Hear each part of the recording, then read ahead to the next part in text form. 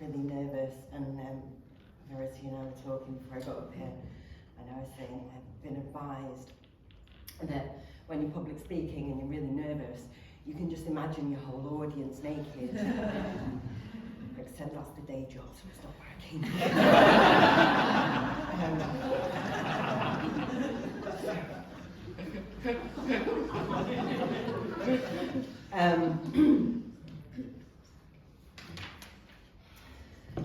This has evolved over months, and it's now called Autism, ADHD, Sex, and Me.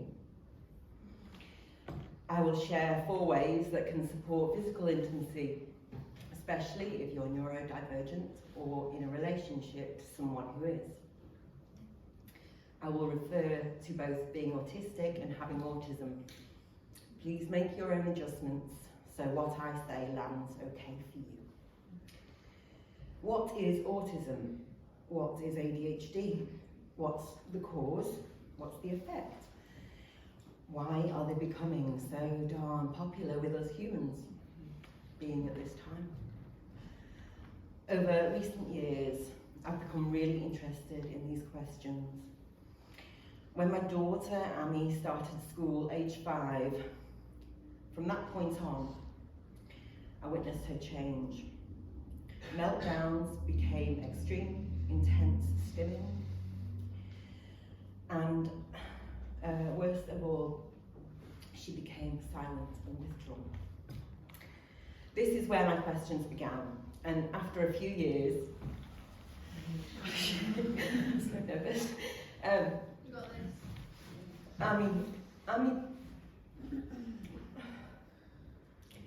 Amy got diagnosed autistic with ADHD, dyslexia, dyspraxia, and a few other things.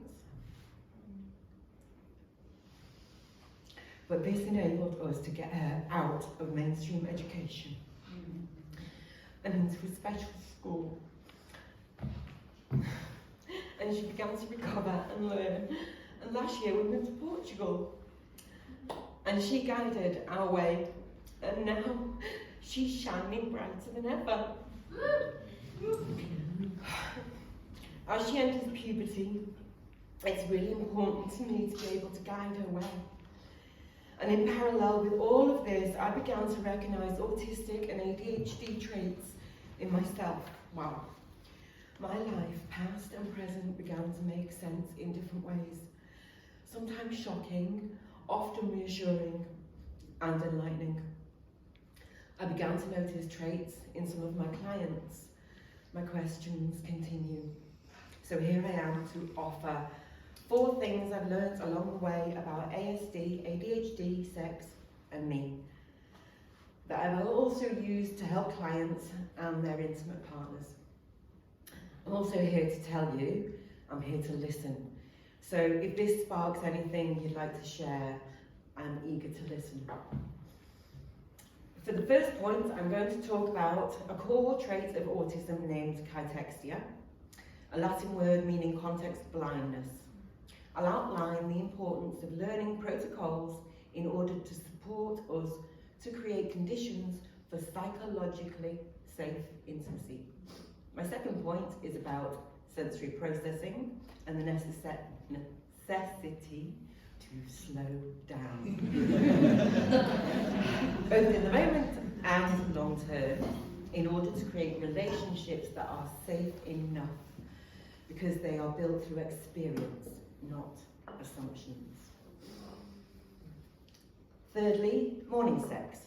A quick tip to counter overwhelm that occurs due to overstimulation. And finally, the specific benefits of conscious kink.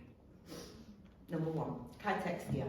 The experience of being can be very different if you're autistic compared to if you're not. The common world will judge your behaviours based on a set of unwritten rules that have been mapped out over centuries. In order to apply the rules, we need to know the context. Thinking has emerged over recent years that a, or possibly the core trait of autism is kaitexia, a Latin word meaning context blindness. The common shared perspectives depend mainly on our nurture, our education, or lack of, and our socialisation.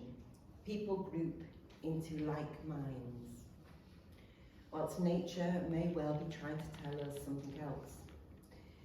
If we are context blind, then by default, we will have a different perspective. In fact, more than that, which can be incredibly disturbing, several possible perspectives without any certainty as to which one to trust. Under these conditions, grouping, making friends, keeping friends, finding belonging can be difficult.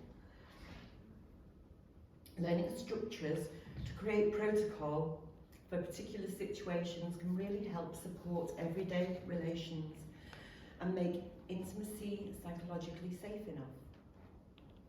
For example, when I was young, a young man I knew came onto me at a party. And I liked him and was feeling happy to get physically closer. So I responded in alignment with my body. Had I considered context, I may have asked first, are you seeing anyone at the moment? You may have lied, but then it would have been all on him. If he'd have said yes, I could have asked, well, how will this be for your partner? He could have lied again. As it turned out, he did have a new partner, and she was a close friend of mine. And when she found out what had happened, I lost a dear friend for some time, and I was devastated. There was no way I would have behaved that way had I have known.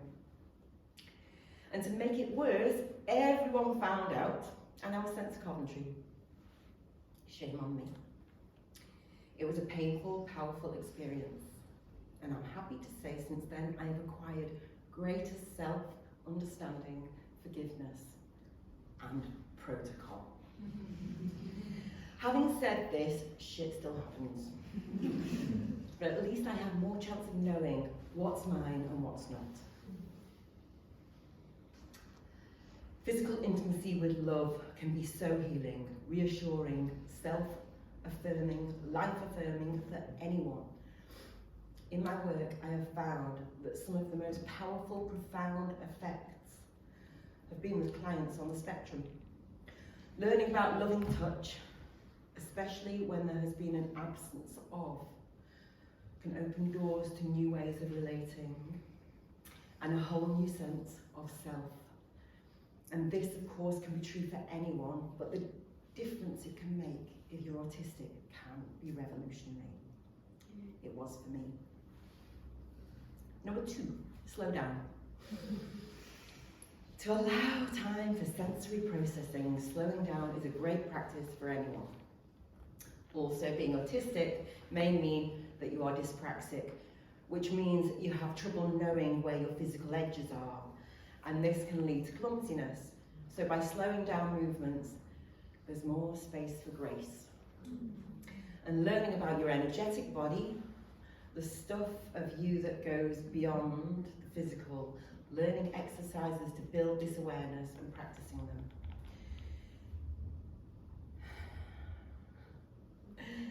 There's so much to communicate without words. Communication with ourselves, and then with another. For someone with autism, words can take so much energy to process. When we become intimate with the silent space within us and between us, we can hear so much more.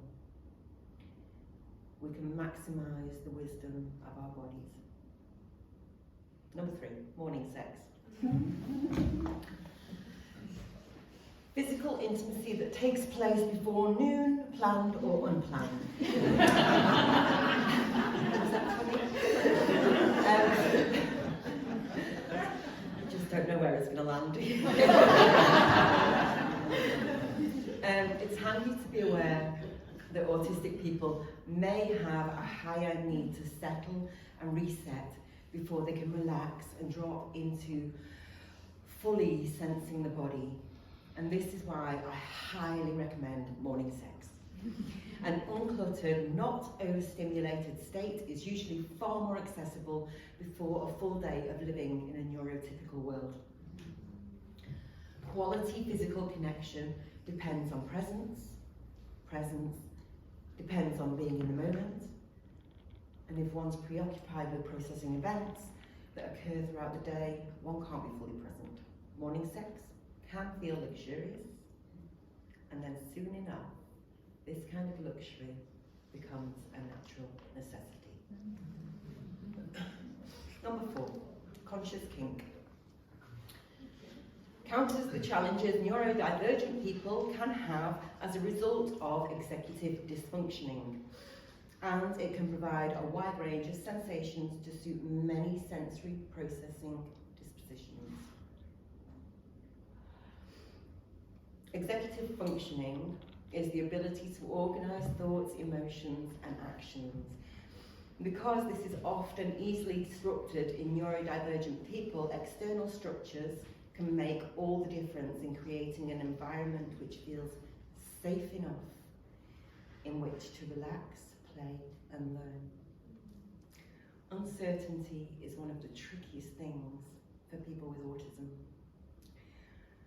So to know what is expected of them, and each person within a role-play scene can be immensely freeing and enable infinite erotic experiences. Remembering that good sex is not planned moment by moment. And the best sex can be all kinds of unexpected. And so expect the unexpected. Kink is great for meeting various kinds of sensory processing disorders and maxing out on the benefits of hyper or hyposensitivity. Particular sensations can be highly arousing. Cold ice, hot wax, feathers, floggers, rubber, chains, breath, nails, needles. Restraint, such as ropes or certain clothing, can soothe the nervous system and create the kind of comfort to enable the erotic to rise. For a similar reason, blindfolding.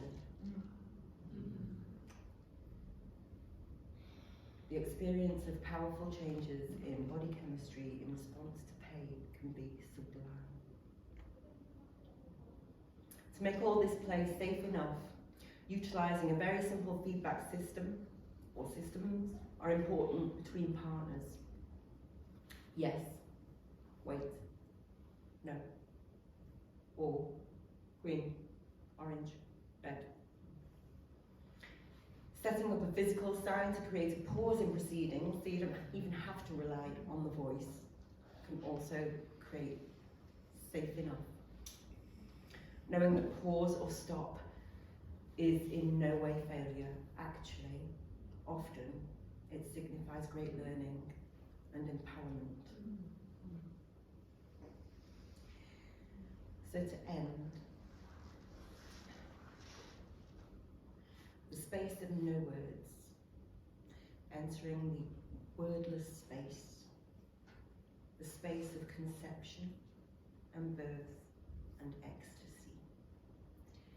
There is so much to communicate without words, concept or context. So wherever you are on the spectrum, I have some words I wish for us all.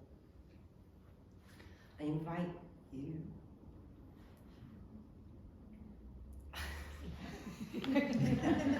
just got really shy. I invite you to put your hands on your heart and repeat after me. Embracing my diversity. Embracing my diversity. Giving myself absolute permission to be myself beyond words. Giving myself absolute permission to be myself beyond words. Beyond definition and judgment. Beyond definition and judgment. I can be different from you and one with you.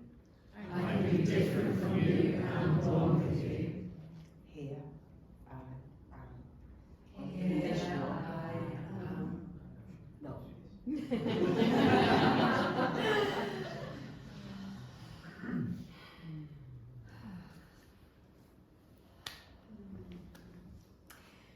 Thanks to all the people I've exchanged with in preparing for this. Thank you so much, and thank you for listening.